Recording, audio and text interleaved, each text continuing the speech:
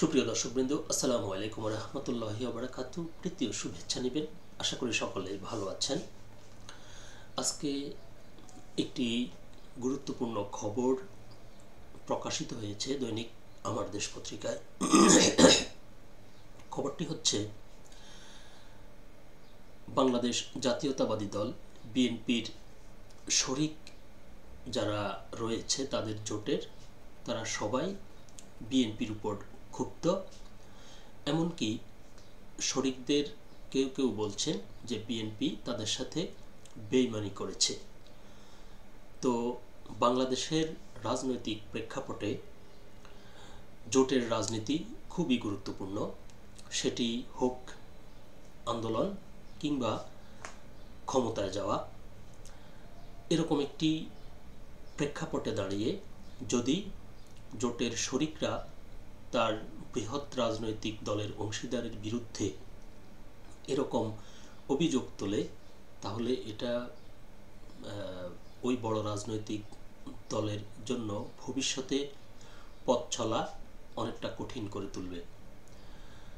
বাংলাদেশের রাজনীতিতে 2001 সালে যখন বিএনপি জামাত ক্ষমতায় আসে, এর আগে তারা 4 দলীয় ঐক্যজোট করেছিল এবং এই যে 4 দলীয় ঐক্যজোট তারা করে, এর ফল তারা 2001 সালে ক্ষমতা গ্রহণের মধ্য দিয়ে এর সুফল তারা পায়। এর দেখা দেখি আওয়ামী লীগ একটি বৃহৎ রাজনৈতিক দল হিসেবে তারাও জোটের প্রয়োজনীয়তা অনুভব করে এবং তারা 14 দলীয় জোট করে। তার প্রেক্ষিতে 2008 সালে কিন্তু আওয়ামী লীগ ক্ষমতায় আসে। তো এভাবে একটা সময় ছিল যখন এককভাবে নির্বাচনে জয়লাভ করে ক্ষমতা গ্রহণ করা যেখানে সম্ভব ছিল, কিন্তু একটি পর্যায়ে এসে জোট গঠন ছাড়া আপনার ভোট বলুন বা আন্দোলন বলুন সফল হওয়ার সম্ভাবনা কমে আসাতে কিন্তু রাজনৈতিক দলগুলো জোটের প্রতি এভাবে ঝুঁকে পড়ে। তো তারই প্রেক্ষিতে এরকম একটা পরিস্থিতিতে যে এই যে বিএনপি প্রথমে তাদের মোট 300 আসনের প্রার্থীর মধ্যে 237 আসনের যে প্রার্থী তালিকা প্রকাশ করে এবং পরবর্তীতে আরও 36 আসন 36 আসনে প্রার্থী তালিকা মিলিয়ে তাদের মোট 272 আসনে তারা যে প্রার্থী তালিকা ঘোষণা করেছে, সেখানে এতদিন তাদের শরিকরা অপেক্ষায় ছিল যে শরিক দলগুলোর যে রাজনৈতিক দলগুলোর সাথে তাদের জোট রয়েছে, সেসব দলের প্রধান যারা রয়েছেন তারাও ভিতরে ভিতরে তাদের নিজস্ব এলাকায় নির্বাচন করার যে প্রস্তুতি তারা নিচ্ছিলেন। এই বিএনপির সর্বশেষ 36 আসনের প্রার্থী ঘোষণার মধ্য দিয়ে তাদের সেই স্বপ্ন ভঙ্গ হয়েছে। ওইসব রাজনৈতিক দলের প্রধানদের এলাকাতেও বিএনপি এককভাবে তাদের দলীয় প্রার্থী ঘোষণা করেছে এবং এরই প্রেক্ষিতে কিন্তু জোটের সাথে তাদের সম্পর্ক দিন দিন খারাপ হয়ে উঠছে। তো চলুন আমরা মূল প্রতিবেদনে গিয়ে দেখি যে আমার দেশ পত্রিকায় কি এই বিষয়ে তারা কি লিখেছে। তারা শিরোনাম করেছে, বিএনপি থেকে কি দূরে সরে যাচ্ছে মিত্ররা। খবরটির বিস্তারিত বলা হয়েছে, ত্রয়োদশ জাতীয় সংসদ নির্বাচন সামনে রেখে বিএনপির সঙ্গে সম্পর্কের টানাপোড়েনে চরমে উঠেছে দলটির মিত্রদের। বিএনপির ঘোষণা করা 272 আসনের প্রার্থী তালিকা কেন্দ্র করে যুগপৎ আন্দোলনের শরিকদের মধ্যে তীব্র অসন্তোষ দেখা দিয়েছে। দীর্ঘদিনের সহযোগী বাংলাদেশ লেবার পার্টি ইতিমধ্যে বিএনপির সঙ্গে 2 দশকের সম্পর্ক ছিন্ন করার ঘোষণা দিয়েছে। মানে নির্বাচন সামনে, যেখানে বিএনপি জয়লাভ হওয়ার সম্ভাবনা সবচেয়ে বেশি, এরকম একটি রাজনৈতিক দলের সাথে কিন্তু সম্পর্ক ছিন্ন করা কিন্তু সহজ কথা নয়। অর্থাৎ যে সময় আন্দোলন সংগ্রাম চলছিল তখন তারা সাথে ছিল, অর্থাৎ খারাপ সময়ের সাথে ছিল। যখন ভালো সময় আসছে তখন তারা দূরে সরে যাচ্ছে। তার মানে হচ্ছে তাদের ভিতর অভিমানটা কত বেশি। ক্ষোভ প্রকাশ করেছে 12 দলীয় জোট, জাতীয়তাবাদী সমমনা জোট ও গণতন্ত্র মঞ্চের নেতারাও। শরিক দলের অভিযোগ, আসন ভাগাভাগি বা সমঝোতার কোনো আলোচনা না করে বিএনপি হঠাৎ অধিকাংশ আসনে নিজের প্রার্থী ঘোষণা করে দিয়েছে। তাদের দাবি, প্রতিপক্ষ জামায়াতে ইসলামী শরিকদের সঙ্গে সম্পর্ক বাড়ালেও বিএনপি উল্টো নিজ মিত্রদের দূরে ঠেলে দিচ্ছে।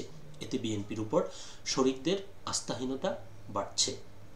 এটা বলা যায় জামায়াতের জন্য একটি প্লাস পয়েন্ট, যে তারা যেখানে শরিকদের মূল্যায়ন করছে, বিএনপি তাদের শরিকদের অবমূল্যায়ন করছে।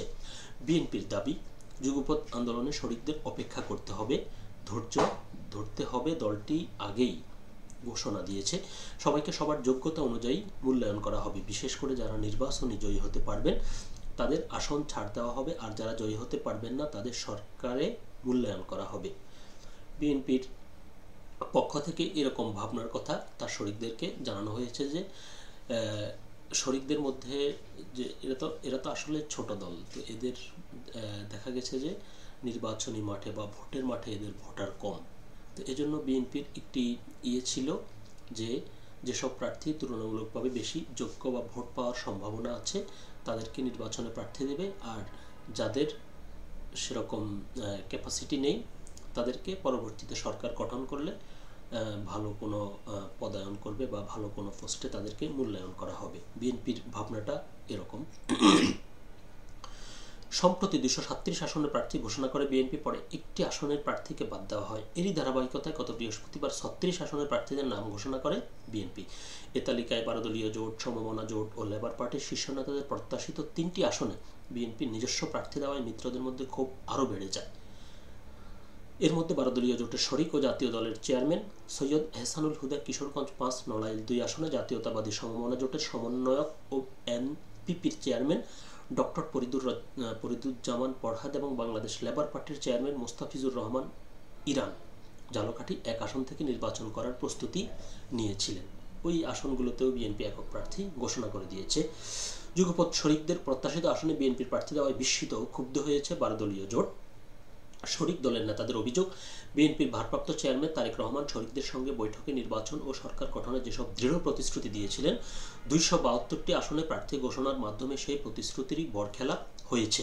তাদের দাবি, কোনো আলোচনাই হয়নি, অথচ সব আসনেই বিএনপি নিজেরাই প্রার্থী ঘোষণা করে দিয়েছে।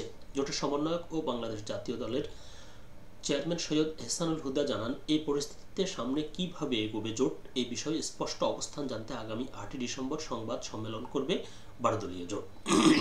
এদিকে ডাক্তার মুস্তাফিজুর রহমান ইরানের নেতৃত্বে লেবার পার্টি গতকাল শুক্রবার জাতীয় নির্বাহী কমিটির সভা শেষে বিএনপির সঙ্গে পথচলা আনুষ্ঠানিকভাবে ছিন্ন করার ঘোষণা দেয়।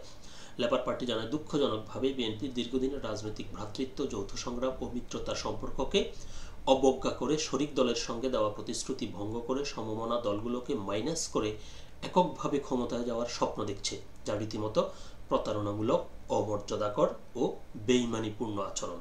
মানে কতটা কঠোর ভাষায় তারা প্রতিবাদ করেছে। লেবার পার্টির দাবি, আন্দোলন, নির্বাচন ও সরকার গঠন একসঙ্গে করার প্রকাশ্য প্রতিশ্রুতি ভঙ্গ করে তারেক রহমান চিহ্নিত চাঁদাবাজ, হত্যা মামলার আসামি, দুর্নীতিবাজ, রাষ্ট্রীয় সম্পদ আত্মসাৎকারী ও বিতর্কিত ব্যক্তিদের মনোনয়ন দিয়েছেন।